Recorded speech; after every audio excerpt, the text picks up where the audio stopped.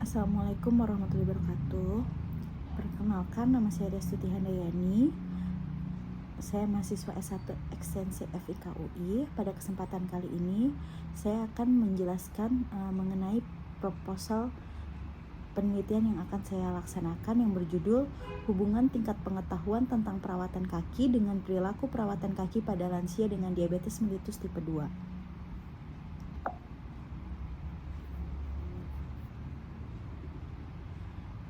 Adapun hal-hal yang melatar belakangi penelitian ini akan dilaksanakan adalah yang pertama, diabetes mellitus merupakan penyakit metabolik dengan karakteristik hiperglikemia yang terjadi karena kelainan sekresi insulin, kerja insulin, dan atau keduanya menurut Perkeni 2021. Kondisi diabetes secara global menurut IDF dalam Atlas edisi ke-10 tahun 2021 menyatakan sekitar 537 juta orang dewasa mengalami diabetes dan diprediksi dapat mencapai 643 juta orang pada tahun 2030 dan 784 juta pada tahun 2045. Sementara peningkatan kasus di Indonesia menurut IDF 2021, prevalensi kasus diabetes mencapai 10,6% atau sekitar 19,5 juta kasus dan menjadi peringkat terbesar kelima di dunia. Penanganan yang tidak tepat dapat menyebabkan berbagai komplikasi pada diabetes mellitus menurut Harbuono tahun 2020. Kaki diabetes merupakan salah satu komplikasi kronis akibat penanganan yang tidak tepat pada penderita diabetes. Lebih dari separuh penderita DM mengalami gangguan saraf dan masalah pembuluh darah yang merupakan faktor resiko terjadinya kaki diabetes. Lansia dengan DM. Menurut Riskersdas tahun 2018, prevalensi DM mencapai 6,29% pada lansia dan DM tipe 2 menjadi penyebab sekitar 20% kematian pada lansia. Lansia sendiri mengalami proses penuaan di mana terjadi penurunan fungsi organ. Selain itu, kondisi kulit lansia cenderung menjadi kering, suplai darah terjadi penurunan suplai darah, cairan dan nutrisi ke kulit, serta berkurangnya kelenjar minyak pada lansia dan melambatnya proses penyembuhan luka serta respon imun pada lansia. Selain itu, terganggunya homeostasis atau terganggunya termoregulasi. Kondisi tersebut menyebabkan lansia lebih beresiko mengalami masalah kaki diabetes menurut ADA tahun 2018. Masalah kaki pada penderita diabetes, di mana prevalensi penderita ulkus diabetikum di Indonesia sekitar 15%, dengan angka amputasi sekitar 30%, serta kematian 1 tahun pasca dilakukannya amputasi sebesar 14,8% berdasarkan hasil Riskersdas tahun 2018. Masalah kaki diabetes menghabiskan banyak biaya pengobatan menurut IDF tahun 2021 dan hal ini nyata dialami oleh saya sendiri kebetulan. Fenomena sekitar peneliti di mana pada Poliklinik Geriatri RSUD Cibinong, 2 dari 10 lansia pernah mengalami masalah kaki diabetes. Masalah yang paling sering dialami adalah selulitis pedis, bahkan beberapa di antara lansia sudah ada yang menjalani amputasi jari kaki. Selain itu, berdasarkan hasil laporan operasi debri demang pada awal tahun 2023, pada bulan Januari dari 49 tindakan, 8 diantaranya merupakan pasien lansia dan 3 diantaranya disertai amputasi. Pada Februari dari 37 tindakan, 9 pasien diantaranya adalah lansia dan 2 disertai amputasi. Pada bulan Maret 37 tindakan, di mana 15 diantaranya adalah lansia dan 4 diantaranya disertai amputasi. Dan pada April 2023, dari 31 tindakan, 13 diantaranya adalah lansia dan 2 diantaranya disertai amputasi. Manajemen kaki diabetik penting bagi orang yang mengalami DM. Perilaku perawatan kaki yang baik menurunkan resiko terjadinya ulkus diabetik menurut Wong et al. Tahun 2020. Pendidikan perawatan kaki dapat mengurangi resiko ulserasi meskipun buktinya lemah dapat mengurangi resiko masalah kaki diabetik yang dapat berakhir amputasi menurut ADA 2018. Pengetahuan perawatan kaki yang tepat merupakan salah satu faktor yang mempengaruhi perilaku perawatan kaki menurut Wong et al. Tahun 2020. Adapun rumusan masalah pada penelitian ini adalah poin pertama, yaitu adanya peningkatan populasi DM yang terjadi signifikan pada usia lanjut, di mana lansia dengan DM mudah mengalami komplikasi dengan kondisi penurunan status fisiologis serta penurunan fungsi kognitif yang menyebabkan lansia lebih beresiko mengalami masalah kaki diabetik. Dan poin keduanya adalah pengetahuan yang cukup tentang perawatan kaki diabetik ternyata tidak menjamin perilaku perawatan kaki yang baik, terlihat dari masih seringnya masalah kaki diabetik yang terjadi hingga menyebabkan amputasi kaki. Serta poin ketiga, di mana penelitian mengenai pengetahuan perawatan kaki dan praktik perawatan kaki memang sudah banyak dilakukan, namun penelitian terkait pengetahuan dan perilaku perawatan kaki yang dikhususkan pada lansia di Indonesia belum begitu banyak. Sehingga timbul pertanyaan peneliti, bagaimana pengetahuan dan perilaku lansia dalam perawatan kakinya sehari-hari, serta mengapa masih banyak terjadi masalah kaki diabetik pada lansia di sekitar peneliti. Tujuan penelitian ini adapun tujuan umumnya mengetahui hubungan tingkat pengetahuan tentang perawatan kaki dengan perilaku perawatan kaki pada lansia dengan diabetes mellitus tipe 2. Tujuan khususnya yang pertama mengetahui tingkat pengetahuan lansia tentang perawatan kaki diabetes, yang kedua mengetahui perilaku perawatan kaki pada lansia dengan diabetes mellitus tipe 2, dan yang ketiga mengidentifikasi faktor demografis seperti usia, jenis kelamin, dan tingkat pendidikan.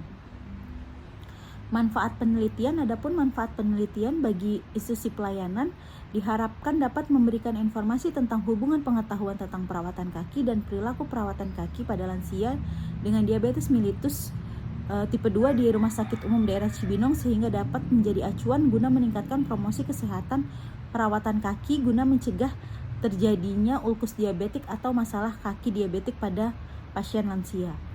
Bagi pendidikan, diharapkan hasil penelitian ini menjadi gambaran bagaimana tingkat pengetahuan lansia tentang perawatan kaki dan perilaku lansia dalam perawatan kaki untuk mencegah terjadinya ulkus diabetik dan masalah kaki diabetik lainnya. Bagi penelitian selanjutnya, hasil penelitian ini diharapkan dapat digunakan sebagai informasi dasar penelitian selanjutnya yang berhubungan dengan perilaku perawatan kaki yang dapat mencegah terjadinya masalah kaki diabetik pada lansia. Berdasarkan tinjauan pustaka ini terdiri dari diabetes mellitus, adanya masalah kaki diabetik yang mencakup neuropati perifer, penyakit arteri perifer, infeksi ulkus, gangren, hingga amputasi, serta perawatan kaki, dan ada lansia di mana adanya perubahan fisik yang berbagai perubahan fisik pada lansia menyebabkan lansia beresiko mengalami masalah kaki diabetik, serta perubahan kognitif di mana penurunan fungsi kognitif lansia akan mempengaruhi kemampuan belajar dan menerima informasi termasuk edukasi perawatan kaki diabetes pada lansia, serta ada pengetahuan dan perilaku. Adapun kerangka pemikiran atau kerangka teori berdasarkan hasil tinjauan pustaka di mana lansia dengan diabetes mellitus tipe 2 yang tidak terkontrol dapat mengalami komplikasi kronik, yaitu neuropati, peripheral vascular disease, dan infeksi, di mana ketiga hal tersebut dapat menyebabkan ulkus diabetik atau kaki diabetik, bahkan hingga amputasi. Namun hal tersebut dapat dicegah dengan pengetahuan perawatan kaki serta perilaku perawatan kaki yang baik. Adapun pengetahuan dan perilaku ini ada beberapa faktor yang mempengaruhi, di antaranya yang pertama usia, jenis kelamin, tingkat pendidikan, lama menderita diabetes, keterbatasan fisik, serta keterbatasan kognitif. Dan untuk perilaku perawatan kaki, ada 3 hal yang dapat mempengaruhi, yaitu behavior beliefs, normative beliefs, dan control beliefs. Metode penelitian pada penelitian kali ini terdapat 2 variabel, yaitu variabel independennya adalah pengetahuan perawatan kaki dan variabel dependennya adalah perilaku perawatan kaki, di mana terdapat variabel confounding yaitu usia, jenis kelamin, pendidikan, lama menderita DM, keterbatasan fisik, serta keterbatasan kognitif.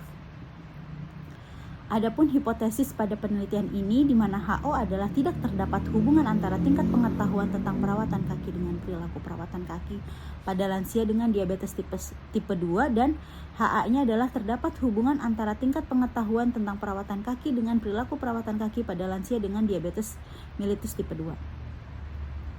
Adapun definisi operasional pada penelitian ini adalah yang pertama pada variabel independen, yaitu tingkat pengetahuan perawatan kaki, di mana hal-hal yang diketahui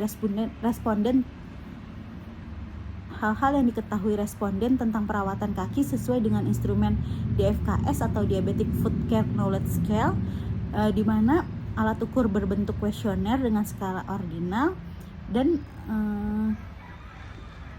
hasil ukur skornya tiap jawaban benar diberi nilai 1 dan jawaban salah diberi nilai 0, kemudian dikategorikan menjadi baik jika 80-100% jawaban benar, cukup jika 60-79 jawaban benar, kurang jika di bawah 60% jawaban benar. Untuk variabel dependen atau perilaku perawatan kaki, tindakan yang dilakukan responden sehari-hari untuk memelihara kesehatan kaki sesuai dengan instrumen NAF atau Nottingham Assessment Functional Foot Care. Alat ukurnya berupa kuesioner dengan skala ordinal, di mana hasilnya akan dikategorikan menjadi perilaku baik jika skor 80-100%, perilaku cukup atau sedang jika skor 60-79%, dan perilaku kurang atau buruk jika skor di bawah 60%. Untuk variabel confounding ada usia, yaitu usia responden saat mengisi kuesioner, dengan skala ordinal di mana dibagi menjadi 4 sesuai WHO. Yang pertama usia pertengahan, itu 45-59 tahun, lanjut usia 60-74 tahun, lanjut usia tua 75-70 tahun, usia sangat tua di atas 90 tahun. Kemudian variabel confounding yang kedua ada jenis kelamin, di mana jenis kelamin responden dengan skala nominal ada laki-laki dan perempuan. Dan variabel confounding ketiga ada pendidikan atau pendidikan formal terakhir yang ditempuh oleh responden. Skalanya menjadi ordinal, di mana dikategorikan tingkat pendidikan rendah jika dia lulusan SD SMP, tingkat pendidikan sedang jika lulusan SMA, dan tingkat pendidikan tinggi jika lulusan perguruan tinggi. Untuk lama menderita diabetes, yaitu lamanya responden terdiagnosis DM dengan alat ukur kuesioner, skalanya rasio, di mana terdapat pilihan kurang dari 2 tahun, 2-5 tahun, atau lebih dari 5 tahun. Desain penelitian pada penelitian kali ini merupakan penelitian kuantitatif, yaitu teknik penelitian yang mengolah data dalam bentuk angka sebagai hasil ukur dan hasil konveksi menurut Nota Atmojo 2018. Penelitian ini menggunakan desain pendekatan cross-sectional atau potong lintang yang bertujuan untuk mengetahui hubungan antara dua variabel dengan melakukan pengukuran pada saat yang bersamaan. Populasi dan sampel, di mana populasi dalam suatu penelitian menurut Sugiono adalah wilayah generalisasi yang terdiri atas karakteristik tertentu yang ditetapkan oleh peneliti untuk dipelajari kemudian ditarik kesimpulan. Populasi dalam penelitian ini adalah semua pasien lansia dengan DM yang berkunjung ke Poliklinik Geriatri RSUD Cibinong untuk melakukan pengobatan pada bulan Agustus hingga September 2023. Untuk sampel penelitian merupakan bagian dari jumlah dan karakteristik yang dimiliki oleh populasi. Sampel harus mewakili populasi. Sampel pada penelitian kali ini adalah sebagian dari populasi yang memenuhi kriteria inklusi, yaitu usia di atas 45 tahun dengan diagnosa medis diabetes mellitus tipe 2 dan mampu membaca dan menulis. Untuk kriteria eksklusinya dalam penelitian ini adalah pasien yang mengalami gangguan kognitif dibuktikan dengan pemeriksaan mini mental scale. Besaran sampel, penentuan besaran sampel yang diteliti menggunakan rumus Solvin, yaitu menentukan ukuran sampel suatu populasi yang telah diketahui dengan formula sebagai berikut. Jumlah populasi yang populasi di tempat yang akan diteliti sekitar 90 orang, maka sampel yang akan digunakan dalam penelitian ini sesuai perhitungan rumus Solvin adalah 74 responden. Sebagai dropout, responden peneliti menambah 10%, sehingga responden yang akan diteliti menjadi 82 orang. Teknik sampling yang digunakan dalam penelitian ini adalah probability sampling dengan cara pengambilan sampel secara acak atau random dengan teknik simple random sampling di mana setiap anggota populasi diberikan kesempatan yang sama menjadi sampel pada penelitian ini. Untuk tempat dan waktu, tempat penelitian ini akan dilakukan di Poliklinik Geriatri RSUD Cibinong, Kabupaten Bogor, di mana RS ini merupakan tempat peneliti bekerja sehingga diharapkan hasil penelitian ini dapat bermanfaat bagi kemajuan pelayanan rumah sakit peneliti. Untuk waktu, penelitian ini dimulai pada bulan Februari hingga Juli 2023, yaitu penyusunan proposal, dan pengambilan data akan dimulai bulan September hingga Oktober 2023. Adapun etika penelitian yang harus dipenuhi adalah yang pertama, menghormati dan menghargai responden, tidak membahayakan responden, memberikan manfaat dan mengurangi kerugian atau resiko bagi responden, serta bersikap adil kepada seluruh responden. Untuk pengumpulan data, terdapat 3 alat pengumpulan data pada penelitian kali ini. Yang pertama ada kuesioner data demografi, yang kedua kuesioner Diabetic Food Care Knowledge Scale atau DFKS, dan yang ketiga kuesioner Nottingham Assessment of Functional Food Care atau NAF. Untuk validitas dan reliabilitas dari kuesioner yang akan digunakan, terdapat berbagai macam instrumen perawatan kaki diabetik yang telah digunakan dalam beberapa penelitian. Namun pada penelitian ini, peneliti menggunakan instrumen NAF dikarenakan berdasarkan hasil tinjauan metodologis instrumen perawatan kaki. Instrumen NAF ini dikembangkan berdasarkan tinjauan literatur yang komprehensif untuk memperkuat landasan teoritis dari instrumen ini. NAF ditemukan sebagai instrumen yang paling komprehensif dan yang mencakup kegiatan perawatan kaki. Selain itu telah digunakan pada populasi sasaran penderita diabetes. Selain itu, hasil uji reliabilitas kuesioner pengetahuan perawatan kaki DFKS diperoleh R-alpha 0,963, sedangkan kuesioner perilaku perawatan kaki NAF diperoleh R-alpha 0,842 pada Diani 2013. Pada prosedur pengumpulan data terdapat 2 tahap, yaitu tahap administratif dan tahap pelaksanaan.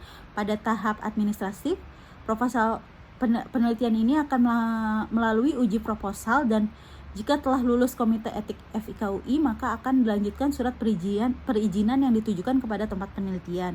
Kemudian pada tahap pelaksanaan dilaksanakan penyebaran leaflet dengan sasaran lansia diabetes mellitus tipe 2, kemudian pengambilan data setelah memperoleh izin, serta penjelasan peneliti kepada calon responden dan melakukan pengolahan data. Untuk pengolahan data menggunakan SPSS, kemudian melalui proses editing, coding, data entry, processing, dan cleaning data. Adapun rencana analisa data yang akan dilakukan adalah 2 analisa, yaitu analisa univariat untuk menganalisa semua karakteristik pada penelitian kali ini, yaitu ada usia, jenis kelamin, pendidikan, lama menderita DM, pengetahuan perawatan kaki dan perilaku perawatan kaki. Dan yang kedua adalah analisa bivariat, di mana analisa ini untuk menghubungkan variabel independen dan dependen, di mana menghubungkan pengetahuan perawatan kaki dengan perilaku perawatan kaki menggunakan uji chi-square. Sekian dari saya. Mohon maaf atas kekurangan yang saya miliki. Terima kasih telah